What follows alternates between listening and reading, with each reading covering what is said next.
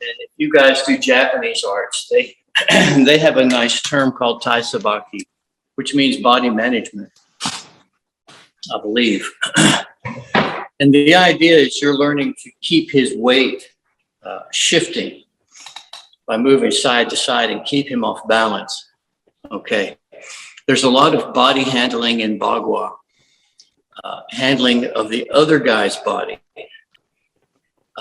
to maneuver it into position. In Shingi, we're not interested. We simply want to get in a good enough place to hit him so hard he goes off his feet, whether we hit him straight on or we hit him on an angular line.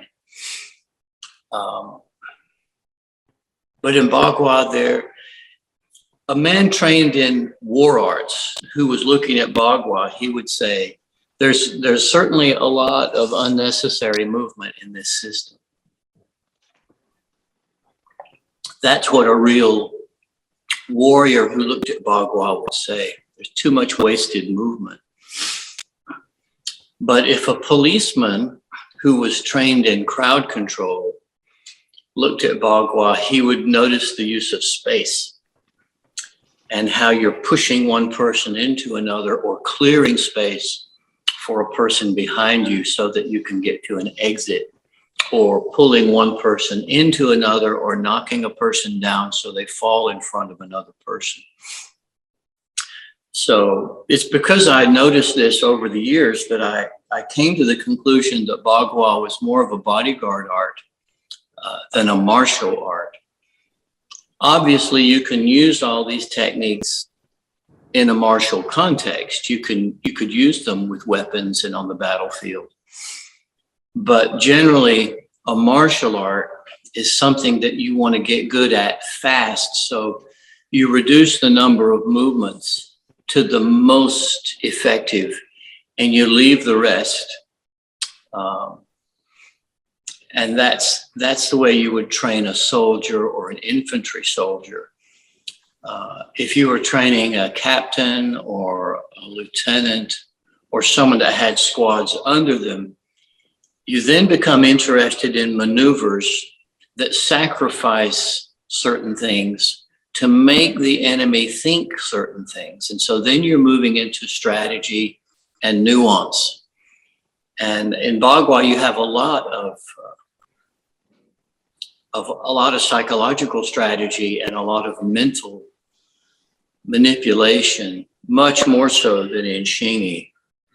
So the fainting, moving your body one way and then moving it another way, this becomes much more pronounced in Bagua. And you also, in the older Bagua, let your arms stray outside of the ideal alignment. And so there's a level of elasticity and play in Bagua that is not present in Shingi. It's in some Shaolin though, and it's definitely in Indian art. Trevor Leggett, if you don't know who Trevor Leggett is, look him up. Trevor Leggett. Trevor Leggett was a pioneering judo man in England. He worked for the BBC for a long time. He headed the Budokai, which was the main judo school in London. Well, I went to see Trevor Leggett, and I think he was in his late 70s or early 80s, because I wanted to talk about judo and physical education. And since he was the pioneer, and he was also the pioneer translator of Buddhist texts into English. So I went to see Trevor Leggett with the help of Dickie Bowen, who was, I think, the head of the Budokai at that time. And Leggett was, as old as he must have been 78 or 80. He was retired. So Dickie was in his 60s, and he said, you want to go see him? I said, yeah. So we went to his house. And I shook hands with him, and we were in the doorway, and I was stepping to the side to let my friend Marnix was with me to come in. And when I stepped to the side, old Trevor Leggett, he shouldered me so hard in the shoulder, I almost went through the doorway. And then he looked at me and chuckled. And I realized he had set me up with a handshake to hit me with his shoulder. And that was his little lesson to me. He winked at me. But he was a big guy. He must have been 6'4", like a bird, very bird-like and tall. And he chuckled, and we went in and sat down to talk about this physical education business.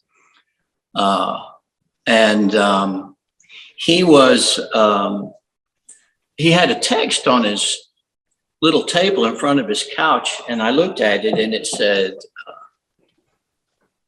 either Shaolin or Lohan. It was the Chinese characters. And I said, what you doing? And he said, well, I've been looking at this old text on Shaolin. And he said, what interests me is they're very clear about how you move and what you imagine in your mind when you move. And I said, really? And he said, yeah. He said, it's one thing to imagine that you're sitting on a horse. It's another thing to imagine that you're sitting on a horse and reaching up for a tree limb and pulling on it. And I said, yeah, because that changes the whole mechanism of the spine. And he said, exactly. And it was interesting to me that even at that age, he was fascinated by what was the mental and physical training that was inherent in some of the old texts. At any rate, the book was his room was full of books on Buddhism and a lot of stuff in Japanese and Chinese too. What I'm getting to is this word response, because I said to him, what's going to happen to a lot of these traditional martial arts? What do you think about the future? And he looked at me, and he knew I was a Robert Smith student and a Chinese martial arts guy. He knew I wasn't in the Japanese frame. And he said, well, the future of Budo, that's Japanese for martial arts. He said, the future of Budo is in response. And I said, what do you mean exactly? He said, you have to have a partner, and you have to learn to teach one another to respond on contact in different ways. It's not going to be preserved in kata, and it's not going to be preserved in formalities. The real techniques are going to be preserved when they're trained with the partner in responses. And his main thrust was, you have to have a partner, you have to have contact, you have to train things as responses and reactions. And he saw a lot of martial arts falling into formal movement and katas.